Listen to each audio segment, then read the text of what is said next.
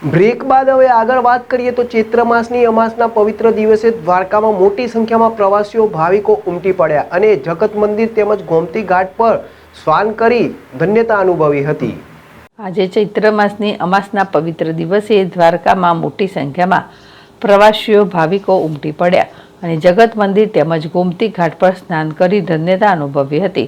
હાલ શનિ રવિની રજાઓ અને અમાસ જેવા પવિત્ર દિવસ સાથે સાથે દ્વારકામાં હકડે ઠેઠ ભીડ વહેલી સવારથી જ જોવા મળી હતી। જગત મંદિર તેમજ નજીકમાં પવિત્ર ગોમતી ઘાટ પર મોટી સંખ્યામાં શ્રદ્ધાળુઓ ઉમટી પડ્યા હતા। આવી જ ભીડ બેટ દ્વારકા નાગેશ્વરમાં પણ જોવા મળી હતી।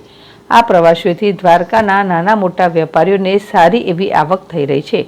હાલ આકરા ઉનાળામાં શ્રદ્ધાળુઓ સ્નાન કરી કારિયા ઠાકોરના દર્શન માટે કલાકો સુધી ઊભા રહી અને રાહ જોઈ દર્શન કર્યા હતા અને દ્વારકામાં આવતા પ્રવાસીઓએ કારિયા ઠાકોરના દર્શન કરી ભાવુક થયા હતા। અમાસના દિવસે દર્શન અને ગોમતી સ્નાન કરી અનેરું પુણ્ય મેળવ્યું હતું। ઉલ્લેખનીય છે કે આજે દ્વારકાના મોટા પ્રમાણમાં સ્થાનિકોએ હરદ્વારમાં પણ ગંગા સ્નાન કર્યું હતું।